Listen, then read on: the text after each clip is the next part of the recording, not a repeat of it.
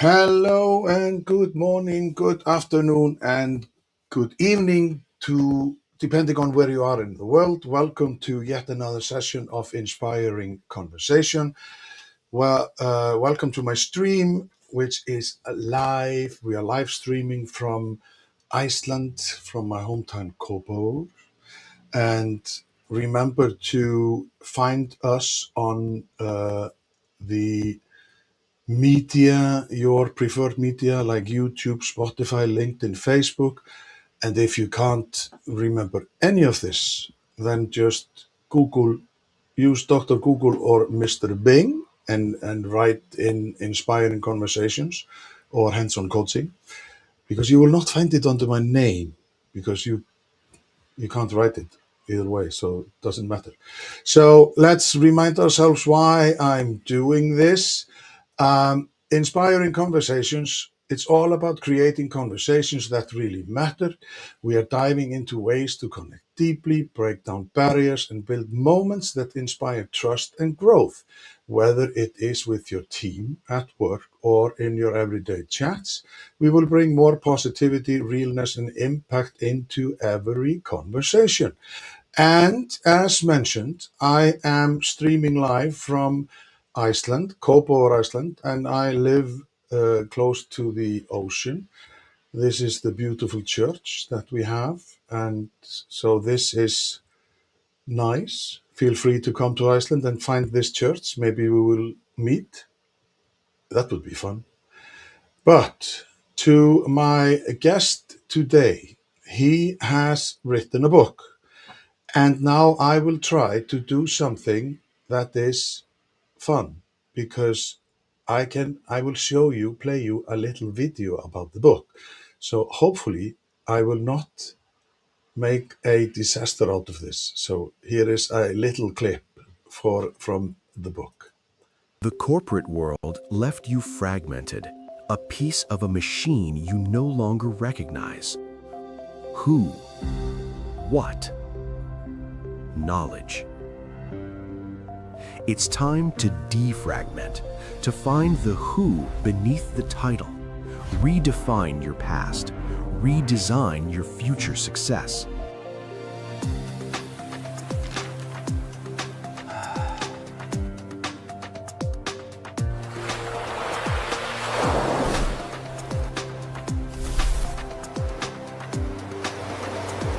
The Defragmented Consultant.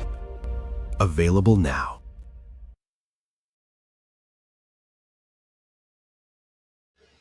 Yes, that was something, wasn't it? And here is the man of the hour, the guest of this session, Scott Trumpolt. Yeah. So Thank you for having me on. I did not ruin this video of yours. No, you did a very good job. You know And that it's always stressful when you do something for the first time. I know I yeah, practiced yesterday, but like, I have to do this and I have to do that. well, there's a first time for everything. And by the way, I've been to your beautiful country, and I hope to get back there again someday. Well, of course. Did you see the church, which I Not that one, but I saw one in Reykjavik, and a few others dotted across the land. Yes. I think, if I remember correctly, I think if you stand near the church on the right side, then I think you can see the biggest one. You know, where you can, the tower, the Hallgrímskirkja. I know that you can't say that word because that is too difficult. But welcome. We are, like, you have written this book, the Defragment Consultant, and it's the undertitle is A Method to Transition from the Corporate World to Independent Consultant that draws upon your past and redefines it for the future success. When I saw the title, Scott, it immediately took me back to the days where the question was, have you defragmented your computer? Yeah. So is this just were you like, I have this vision of that you take like, what are you doing there? And then you pick like things and put them in the right spot. So why the defragmented consultant? Why is that a title that is near to you or close to you? Well, the biggest reason that I used it was, first of all, I think the past, your past, is underrated. We're always thinking about going forward, living in the present, and also setting ourselves up for success in the future. But I believe that there's much that can be learned from our past if we have the awareness to tap into it, and all the different skill sets that you've learned over the years in the corporate world. And when you think of the defragment a computer, there's definitely a direct link there, because it's all about making your computer more efficient. And like many of us that are independent consultants, we work, and if you're someone like myself, one person who is servicing 7 or 8 different clients a day, you have got to be able to lean on your past trial and error experiences, knowing, having the awareness of what is going to make you work at the most optimal speed, but retain your quality. So that's really, obviously, there have been a lot of books written about becoming an independent consultant. I'm certainly not the first in this regard. I understand that. But my approach to the book, and the book talks about this in different ways in different chapters of the book, it really explores having this awareness of the past as a way to build sustainability in all sorts of different areas. So I talk about the different types of clients that you will have, the different types of personalities, whether you're an introvert or an extrovert. All of these, and those are just a couple of examples, but I show how you can apply the past and redefine it, just like the book says, in a way that's going to make you successful for the long run. I've been an independent consultant now for 14 years. I was in the corporate world practicing my day job, compensation, which is still what I do, compensation planning and design. But after about 12 years, I really started putting these ideas together, because I realized that is what has made me sustainable in the long run, is not living in the past, but drawing from the past to shape the present and the future going forward. So that's just a little bit about the book. I hope people check it out. It's available in all different formats on Amazon. But when you say, you know, is there, because we are talking about past and you have to like, some people want to go back, like, and everything was better in the past.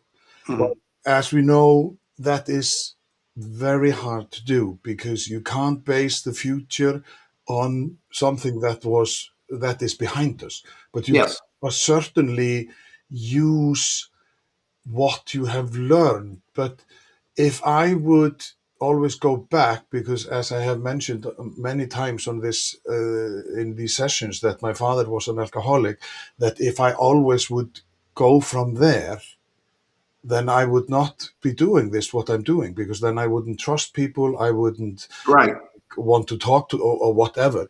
It depends on how your past has been. So it's interesting to, if you could, because we have to go and talk about the compensations plans and stuff that why we decided to right. talk. So this is an added bonus, and hopefully it can help you sell one book at least. So how is it for you? How was it? Because going, being like, you can be two personas, can't you? Because you can be one domestic, and then you can, as you go to the corporate world, then you can be whomever you want to be. Yeah, So how do you base your defragmentation about, like, you have to look at the past to go forward? Like, how do yeah. you, when did you realize that this was a issue, or well, issue or a thing, or like you can pick a word just to help me out. Yeah.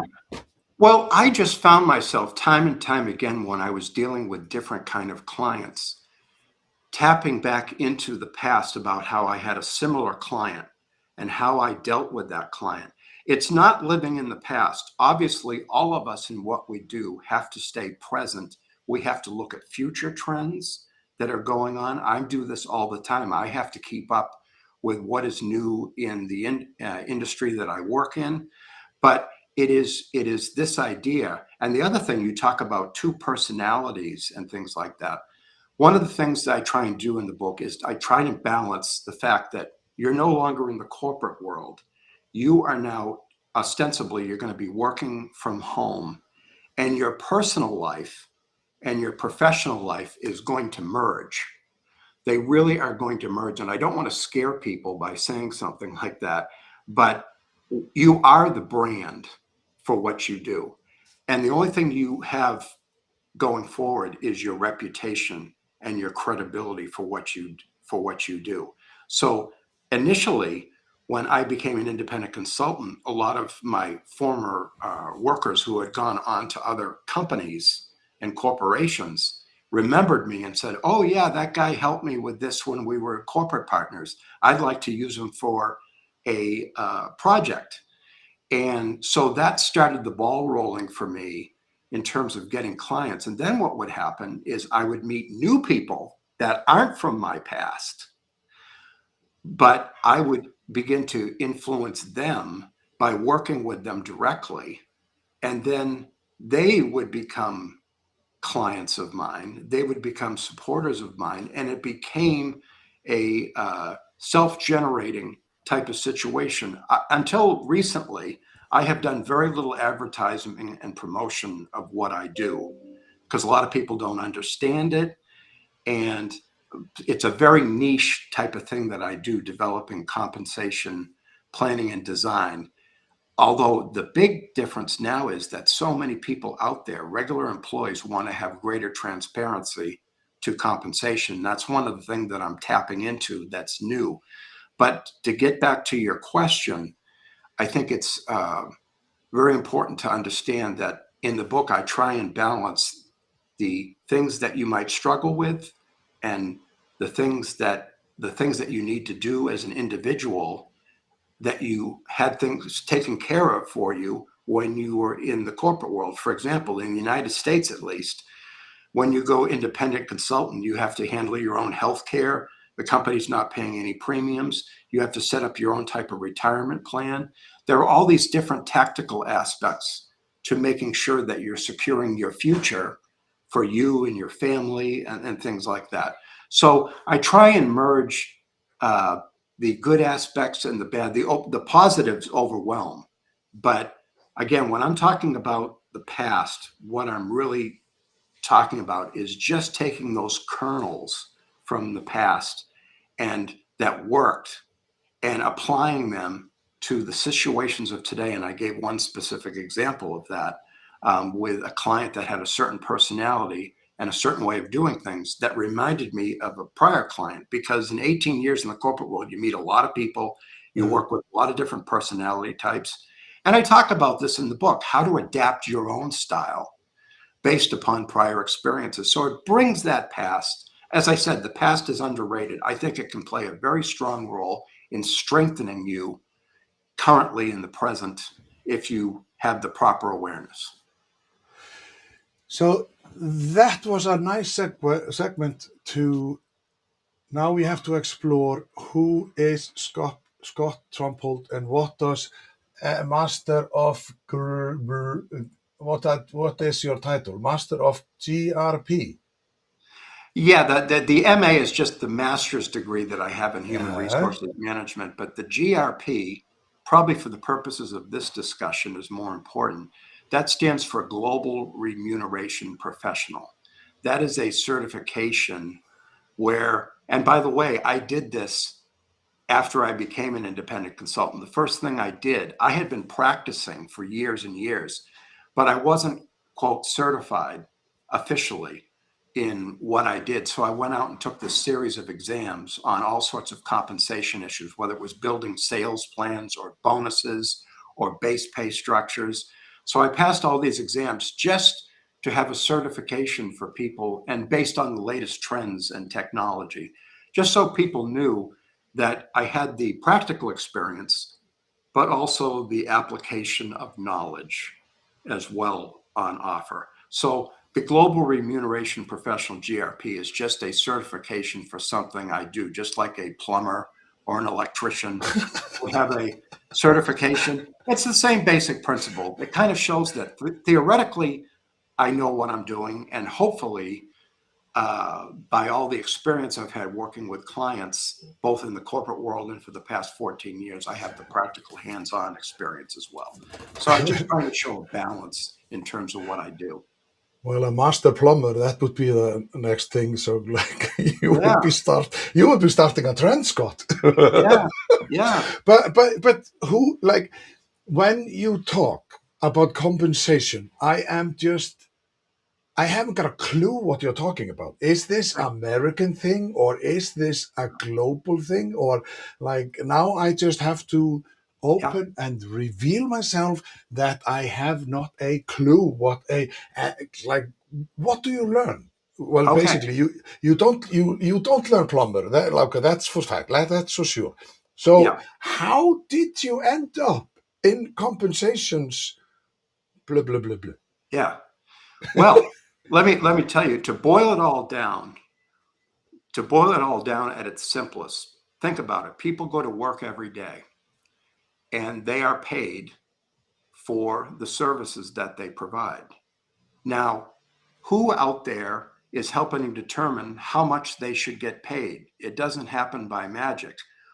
So, compensation is a part of a human resources department, and it happens in all over the world. So, for example, to give you a visual example of this, I worked in Germany in the corporate world as a compensation person. Okay. As an independent consultant, I have traveled to China and I have put in a pay structure so that different jobs that pay differently based upon the market, we can align our internal people and their talents and their experience and pay them appropriately based on market. So a lot of what I do Ah, yeah. is like this morning before we had a podcast, I would get a call from a client saying, "Hey, we've created this new job. It's a new information technology job. As part of my services, I have access to all the most specific market databases." And they say, "Can you look at this job description and figure out what we should pay this role?" So I do my analysis. And then I say, that's the simple part of it. It's just the idea. You need someone in your organization to help guide the financial investment, a payroll investment that a company makes in its employees, okay, based upon the jobs that they do. So even though you're in Iceland and I'm in Florida in the United States, you still need to figure out how to properly pay people for the work that they do so that they will stay with your organization. They will become engaged in the workplace. They will be motivated. You will be able to retain them. That's why human compensation is part of human resources and not part of finance, because it directly touches the human being, which is the employee within the organization. So I hope that helps a little bit. Yeah, yeah. So basically, you look at the structure of the company, and is there a university degree that has to be linked to this, and then you have to value loads of information to put the person. Well, hello, who is that? This is my dog, Dallas. Well, hello and welcome, Dallas. He must be sleepy. Okay, baby. Yes. Uh, So, because of course we in Europe we have had the unions and we right. know what we get and we have these summer vacations. So that is your role is more in the infrastructure of how people are paid. Yes. So, for example, some companies, you mentioned a structure. Some companies, they don't even have a pay structure. They don't have a way to pay different jobs appropriately, and also to develop them from a career development perspective. So, when, for example, when you think about a job, an accountant, okay, it's not just an accountant in the marketplace. There are entry level accountants, there are Yeah. intermediate level accountants, there are senior accountants. So you need to build a structure that takes all of the market data values for all of these different jobs, and to create a structure where, as people grow and as the business needs change, you're able to easily determine which of these, where in that pay structure this job falls. And so that's a lot of what I do, is developing a pay structure. And as far as learning it, I learned from the ground up. I started in human resources doing all sorts of different things, and they noticed that I had an aptitude for numbers and statistics. So they started training me on how to actually learn how to build pay structures, how to build incentive plans, how to build sales commissions, and I was mentored. And then years later, as I said, because I had all this knowledge, I took all these examinations just to say I got certified in what I do. But initially, I was not certified. I was just someone that had a degree, a master's degree in a general area, and I was able to develop related skills to become what I am and what I've been doing for the past 30 plus years.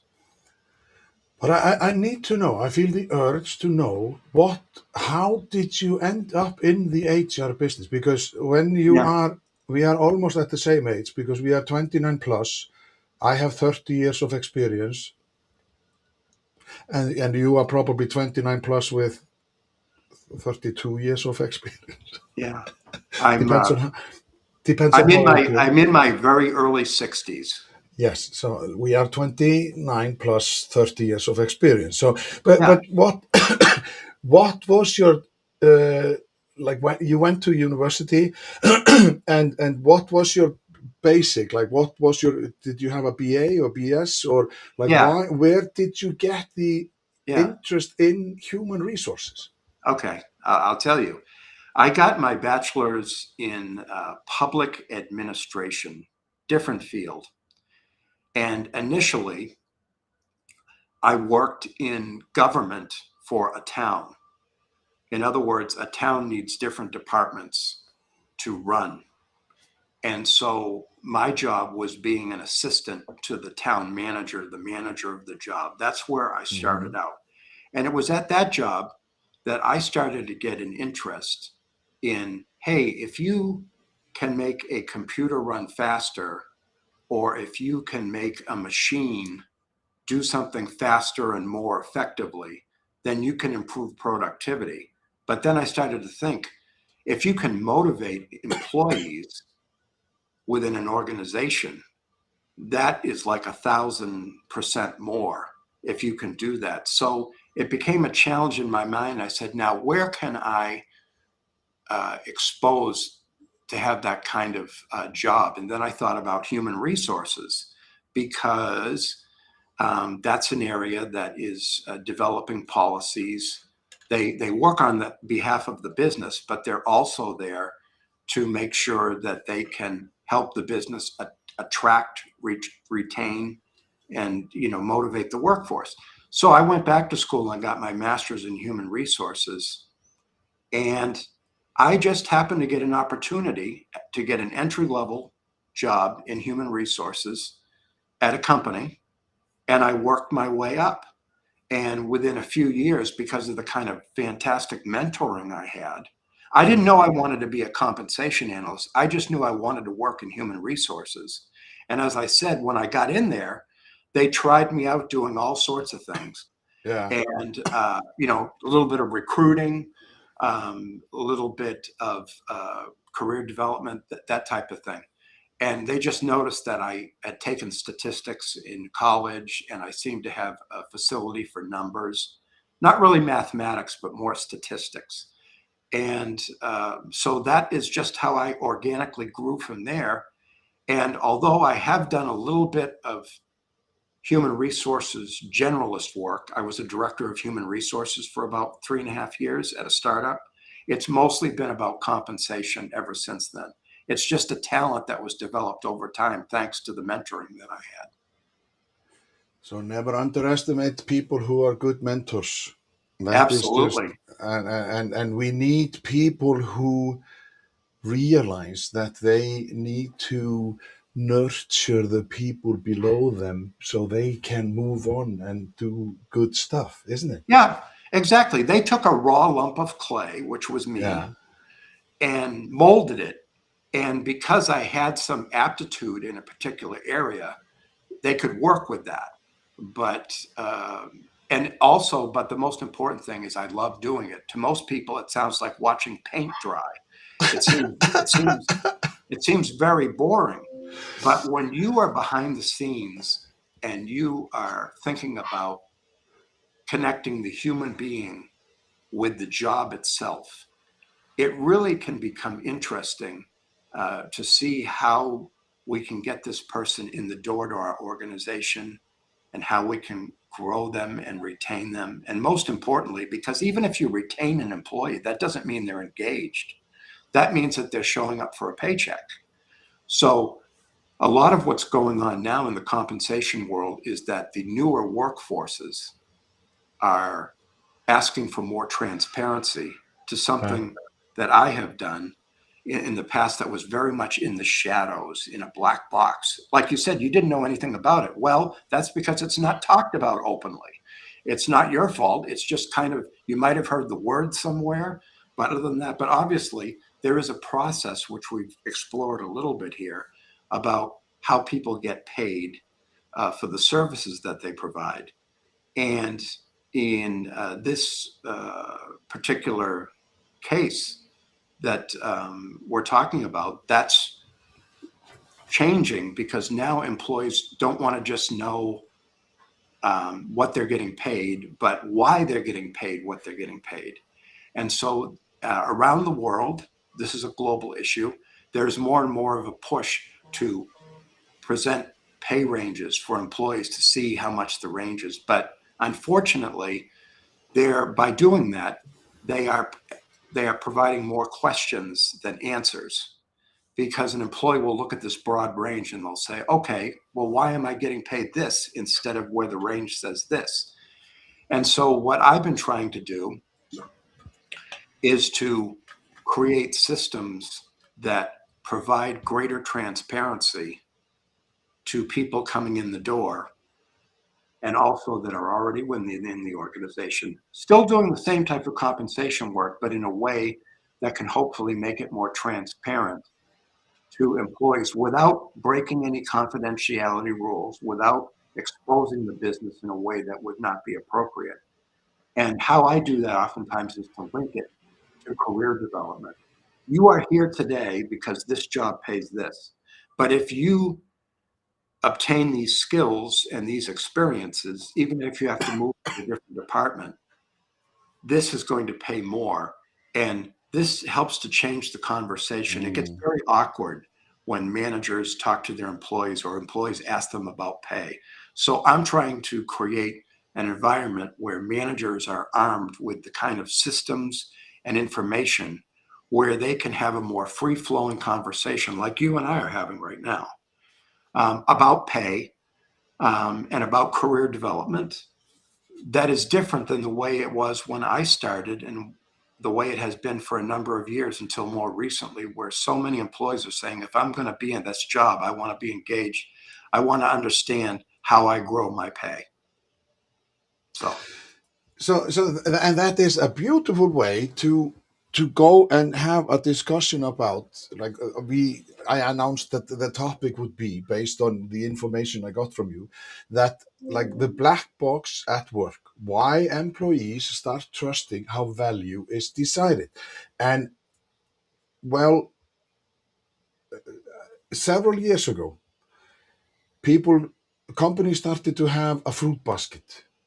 And then they realized that the fruit basket was just like in 2-3 days, the fruit basket, all the fruits were ruined, or like they were not as edible as you would like. You want them Yeah. fresh. And then they started to have it every fortnight, every 14th day.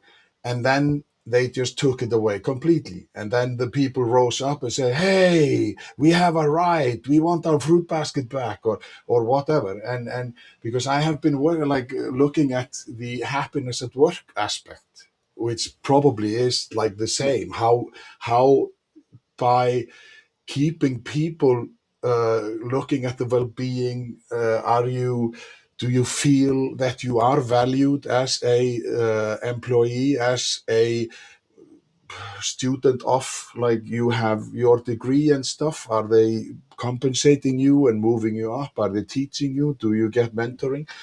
And why is it that, like, happiness at work, you can call happiness well-being or whatever you like, Yeah. joy at work or whatever, why is it? Because many research show that if you have happy staff members or employees, productivity goes up. Yeah. So why is it that this word happiness, for example, just makes the leaders go, they cringe and, oh, this mumbo jumbo. I remember when, like, do you remember when mindfulness came to play? Yeah. And that was supposed to make everybody good. And when I took my MBAs, the guys who are working in the bank with numbers, they were just like, human resources, that is a, like, and they just openly said, that is a lady's job. And I was just like, but I'm not a lady, because I know I love interacting with people. I want to realize, I want to understand what makes you tick. I know what I want Yeah. in my job. So why is it that people are started to not trust the value? Like, what is it that, because the Gen Zs, as you say, that's probably them that we are talking about, they want to know, why am I doing this? What's in it for me? Yeah. Yeah. Rum-bum-bum, isn't it? Yeah. Well, as technology, through social media, it starts to make people think about their own situation. They are seeing having transparency in other aspects of their life. And to them, what I find, and I've read a lot of those studies, I work with some companies that are aspiring to be one of the best places to work. I have a few clients that have that designation, and you can kind of see what's missing for some of these younger generations. And the trust has completely eroded. It's become more isolated out there, and they feel disconnected. They don't see their position within, they're working within the company, but they don't see how they link in directly into the business mission. And what happens with management, because you talked about management, being up in arms, oh, what's this latest initiative and everything like that, is that management is often put into positions where they're simply given a list of they have their employees, and they're looking at them and they say, okay, your raise is going to be 3%. And the employee says, well, why is it 3%? And they go, well, that's just what's in the budget, and things like that. And it does not create, it's an awkward situation. So human resources, which for many years has been viewed at best as a tactical partner rather than a true strategic partner, there is a great opportunity here for human resources as a function to become more of a strategic partner by arming managers with the kind of tools that I briefly touched on in terms of linking career development directly to market-based pay So employees, and then the manager can get off the subject of compensation directly, and they can talk about, here's what the business need is going to be a year or two from now. Now, how do you fit into that? What skills do you need to obtain? And oh, by the way, that's a higher level position, so that's going to pay more. So it's approaching it a little bit indirectly, but I think it's a way that's going to help.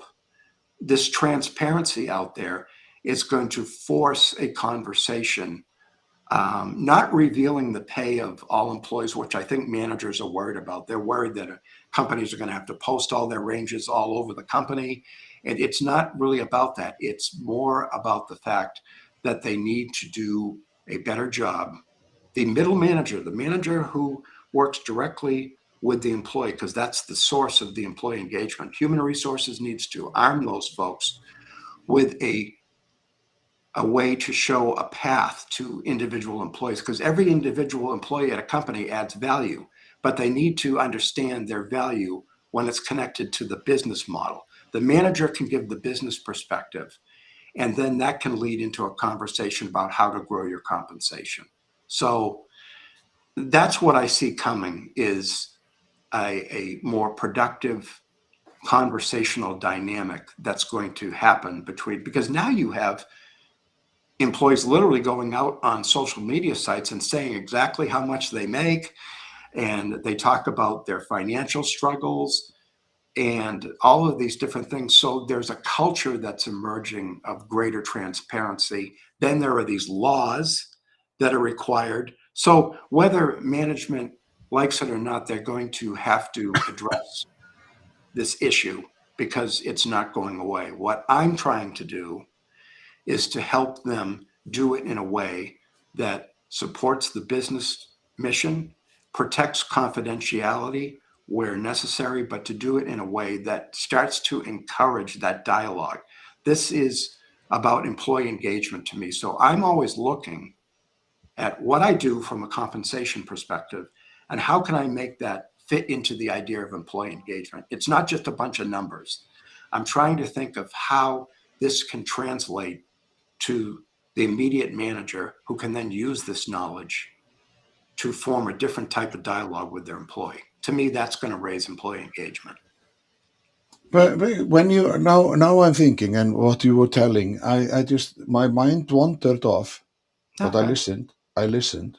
that's fine. But I just started thinking about, because you mentioned the 3% raise, but is money always the name of the game, or do you No, as a person consultant that you come in and you look at the person, and do you spot people who management should focus on in training to become leaders? Because many of the discussions that I have is that you are elevated to a managerial position, or you are a middle manager or whatever, but you are not ready, because there is no hand or guidebook that says, oh, welcome to your first day of job.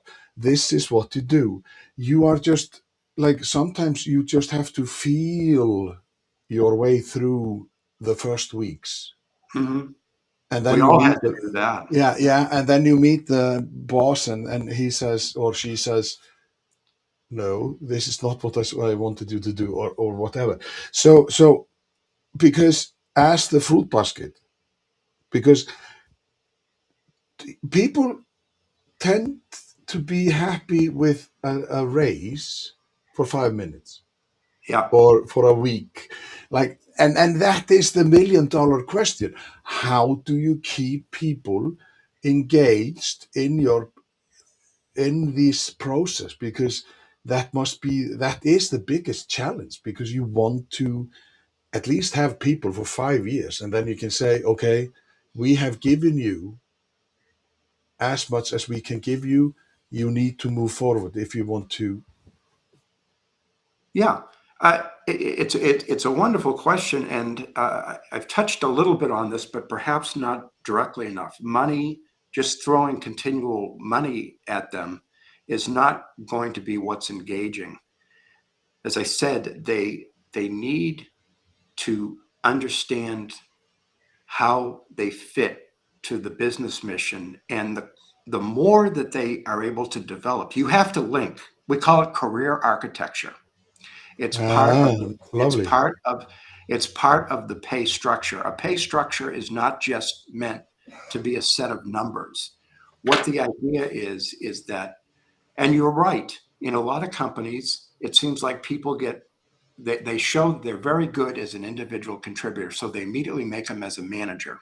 Okay, they don't have the management skills. What career architecture says is that we are going to continue to grow you as an individual contributor, because guess what?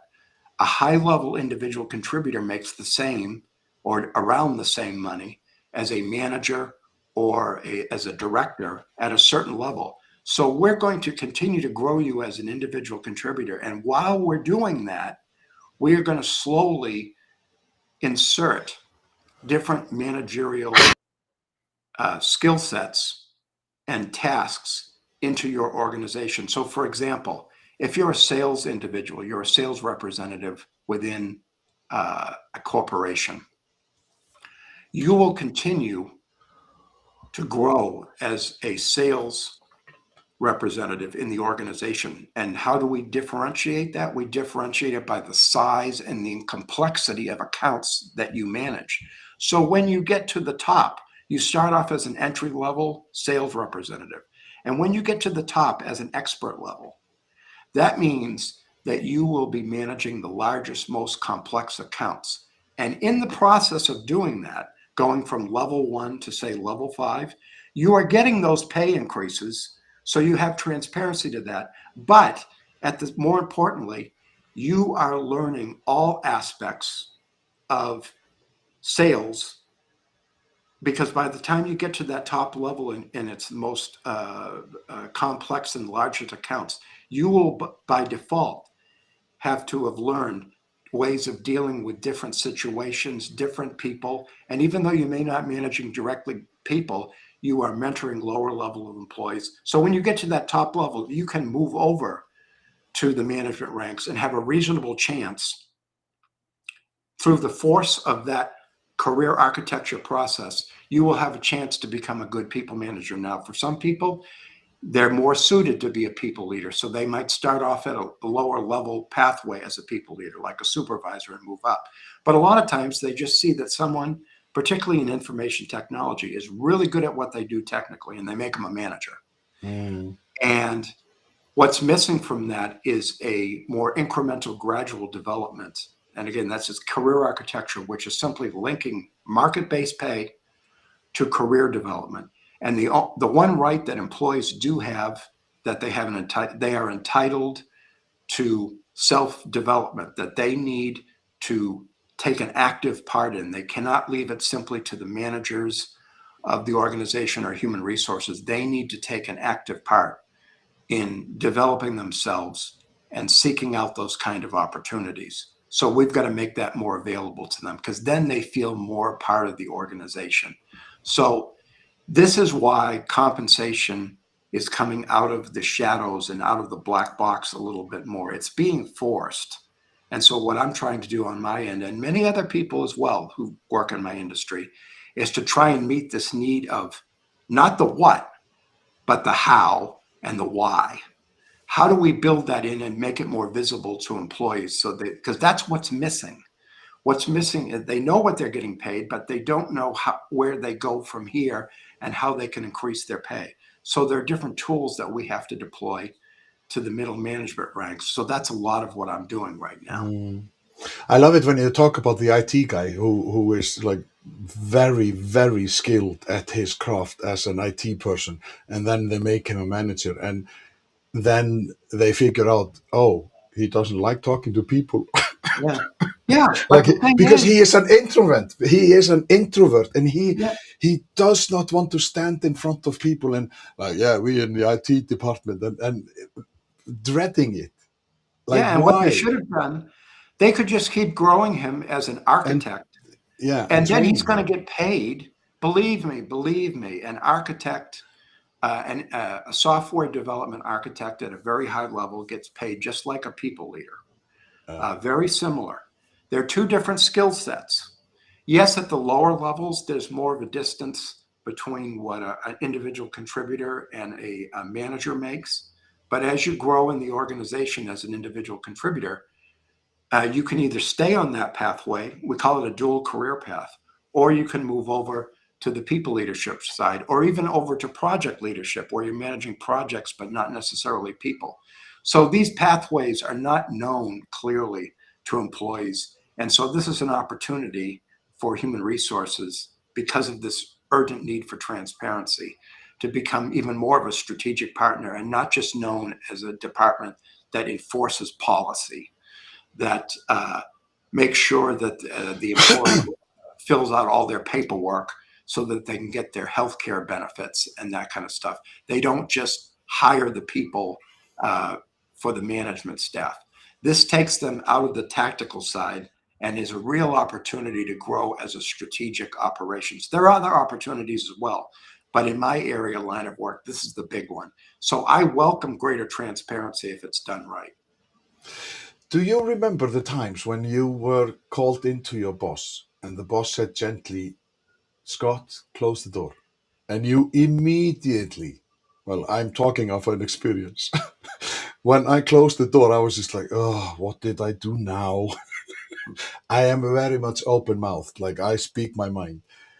And and we talk about like HR or what you are doing, and I just remember that I was talking to a guy on Inspiring, and we were talking about the soft skills, because back in the days, you almost wet your pants if you met your boss, who was very strict, and what he said was the law, and you were just like, "Ugh."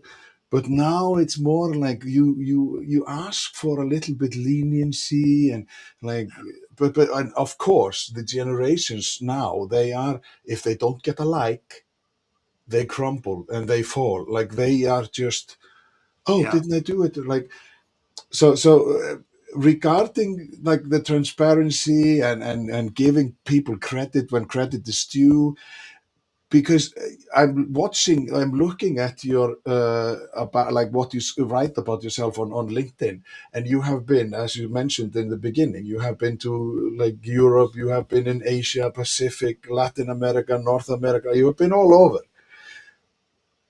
Have you ever, because Europe and Asia, America and Europe, like Mhm. we have just totally different systems in the hierarchy.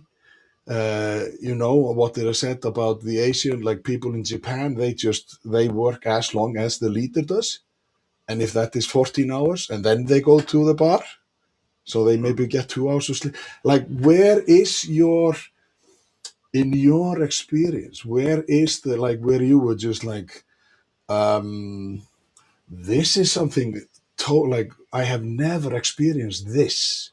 Like, what is your best story about, because you're a storyteller, and like you must have engaged with something that you were just like, oh my god, how do I do this? Because we Well, are different, isn't it? we are different, but what I have to say is, when I say I've been around the world, I have, and I have worked but I've worked in the corporate environments, Yeah. not in other type of working situations, like how they manufacture, how they treat employees in a manufacturing facility in Germany or in Iceland, as opposed to the United States.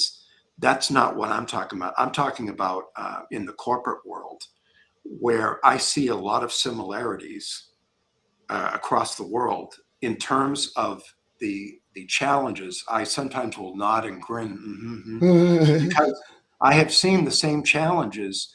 Like when I was in China, one of the things that very impressed me tremendously was that the staff that I was working with on implementing a project, we had implemented a career architecture system for the United States, and now we were implementing it in China.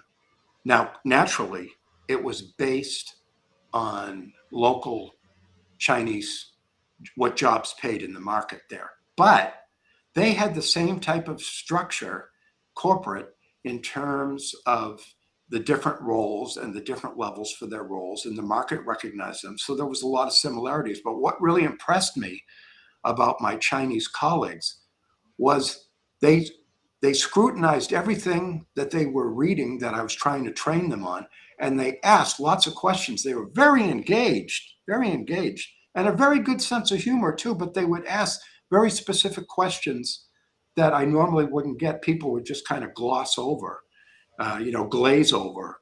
And Yeah. I was very impressed with that. But I have to tell you that I didn't see major changes there are different laws, of course, there are different cultures, but in terms of what I do in the area of compensation, I didn't have a shocker moment. But like you, there were times when I would be called into an office and things like that in a different scenario. And I know what you're talking about, that feeling of possible, well, what's this all about? What kind of dread? I think it's because managers, you know what they are well trained at?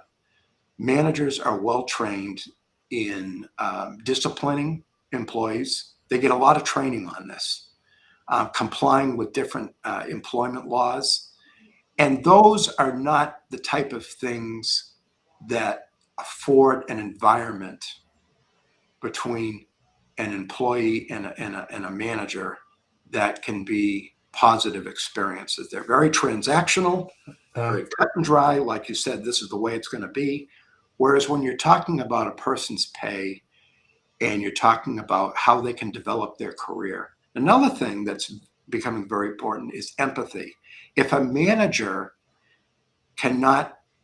doesn't have the tools to talk to a manager, to an employee about career development in detailed terms, at the very least, they should be able to empathize, because they grew into their position as a manager, most likely. So if they can empathize with today's generation employee, not sympathize, but empathize, say, hey, I've been in your situation before, and this is how I got to the next step of my career, because they're a manager now. They used to be a lower level employee. If they can say, hey, I was in your place, and this is how I dealt with it, that can go a long way towards building trust, which is crucial to employee engagement. So it's resetting things in the office. We're not taking away a manager's authority or their responsibility for the overall results. What we are doing is trying to introduce new dynamics so that these employees can understand better, why am I here? They're having a rough enough time out there trying to figure out their place in society. So in the workplace, they're trying to grab onto, as best I can tell, something that's real, something that's tangible. And I think that's something that is missing, that they want. They want to have that kind of engagement, at least in an area like career development, not about personal issues. The manager is not there to be their psychiatrist or whatever, but to figure out their place in the organization and what skills that they need to develop, and how the manager can implement that into their job so that they can grow in the organization. And yes, everybody wants to make more pay, but do it in a way that's meaningful to the employee. Yeah, I just after asking you the question about Asia and Europe and I think, well, money is money, and everybody wants to save a buck, isn't it? So they want to be careful with the chunk of money. But Sure. do you think that there is some kind of mistrust? Because back in the days, like, I was a social educator, and that defined me. Mhm. But the pay, because I was working with people, it was for me looking at like it was in the toilet. But then if you were a banker, ooh, now you are like, so, Yeah. and they get a lot of money. So where is the value in, like, why is it that jobs. I don't know, like maybe you can just say, like, no, I haven't got a clue. But if you think about it, because you are in a compensation game, why is it that making money is more expensive than working with the future, like as a teacher or in a hospital or a like working with people in general? Why is there this contrast? Mhm. Because I know that, of course, as a social educator or a teacher, then we are just spending money that, like, we are just wasting money. We are just in the reds. Whereas a banker is just like, "Rrr, rrr." I don't know why I'm growling like a bear, but like, do you?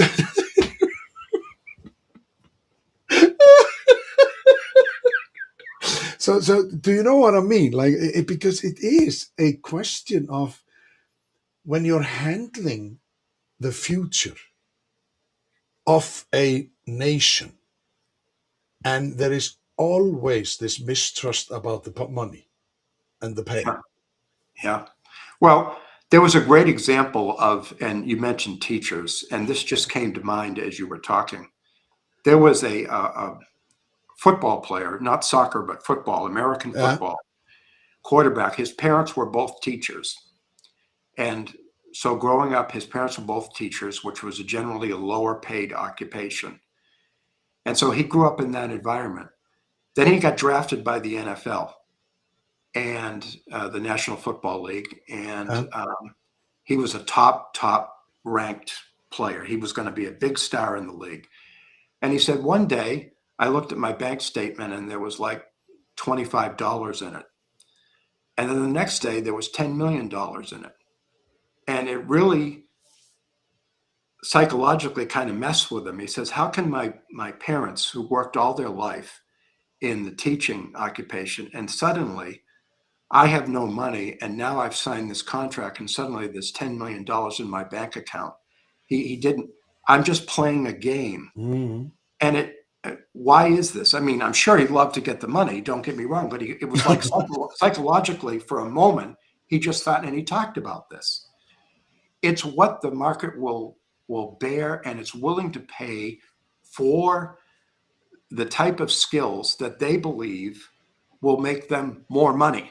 So, for example, a social worker, they are relying on grants from the government. So they have very tight budgets. And it's also part of it is supply and demand. A lot of people get social work type of degrees, and the skill is more broadly based. It's available out there. This all drives down the cost of that profession. Whereas in a private sector or in a bank, they look at jobs in terms of, okay, we have all this money to spend and we want to make more money at that. What are the skills necessary to, it's like an information technology professional. They have the hottest skill at the moment. So they get paid more of a premium Mm. because that skill is very much in demand in market. So it's all about what the market will bear, and the concept of supply and demand factors into it, of why there's such a wide variation um, in what jobs get paid for some of the reasons that I said, you know, the certain jobs have very little money to spend on their employees. They're restricted by the grants that they get from the government. And unless they're at the very top of the uh, hierarchy, if they're director of that particular organization of social workers, they might make a decent living. And so it's all what the market will bear, and that takes the human being out of the equation a little bit. So that causes some distrust because the employee will say, I can do this, I can do that, and everything. But the job that they're applying for doesn't really care about those things. They care about these other aspects, and these are the aspects that they're willing to pay for. Oftentimes, you see an employee with amazing amounts of experience coming in for a job that's actually lower level than what their skills. Now, some people say, well, they're overqualified, but there are some people that are seeking out those kind of jobs, and they want to get paid what they've been paid in the past. But the problem is that they're trying to take a lower level job. And sometimes the company confuses it by giving it a fancy title, which Yeah. doesn't really reflect the job duty. So that's another whole subject we could spend hours on talking about. That But would be that it's would what the be market, it's what the market will, the competitive marketplace will pay. And that's the nature of what we're dealing with. So we need to work on the human element, because the market element is about the job, not about the human being. So we have to work on the human being part of merging them. Just like I talked about earlier, the defragmented consultant is the idea of merging the person with the job directly. You are the brand, you are the company. Well, we need to spread that a little bit in different ways into the corporate world, I think. we have to flip the thinking, because Yeah. this is just ridiculous that you get 10 millions for running up and down on a football field. Yeah. But that's what the market will pay, will bear and Yeah, pay. And yeah. like I said, I'm sure he loved it, but for the moment, it made him think for a second, because his parents were both teachers and they worked all their lives and made a lot less. And so people want to know more of why, and not just this is the way it is. They want why. If you hear people out on social media, young people, about a lot of topics, not just compensation, but a lot of topics, it's why. We have to address that more. So we are on top of the hour and 2 minutes more. So I will urge people to check out your book, The Defragment Consultant, because because the last question was all about defragmenting the thoughts about the market and everything. So we did something right in this conversation, and I to loved it. tell people, so and tell people that if they want to connect with you, then they can find you on LinkedIn as Scott Trumpolt, and some letters, M-A-G. You have, like, I have MBA, but you have a little more uh, letters. And of course, they can also look at your website, which is hrcompensationconsulting.com. That was hrcompensationconsulting.com, just to have it absolutely right. But and as always, you can follow Hands-on Coaching on LinkedIn, Facebook, YouTube, and Spotify, Instagram, Threads, and Blue Sky. And if you want to sponsor this show, then contact me. Boink, boink. But Scott, this has been so much fun, and it's funny how I've learned something today, because I must admit, I'm an open book, but the compensation bit, I was just like, I haven't got a clue what I'm going to talk to him about. How is that? I'm a host, and I was just like, well, I will just see how it goes. Hey, that's part of employee engagement too, is honesty. That's Yes. important too. Yeah. So, but I will love to meet you again. But next Thursday, I will talking to Richard Clark, who is a fellow chief happiness officer, if I remember correctly. He is working with, like, happiness in business, happiness at work, and he has owned company, and he was very much into this thought, how to make people happy, but then he asked, like, why happy teams still leave. So that will also be an interesting hour. And Scott, from the bottom of my heart, this has been really fun.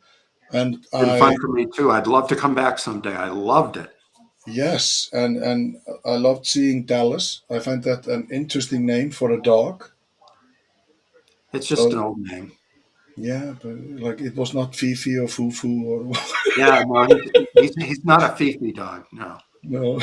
Yeah, it was this big one. So, but thank you very much. And as always, people, be curious, be interested, be inspired, and be audacious. Thank you very much for your time, Scott, and thank you for listening and talking to me. Thank you, Hayden, and thank you for letting me address your audience. You're welcome.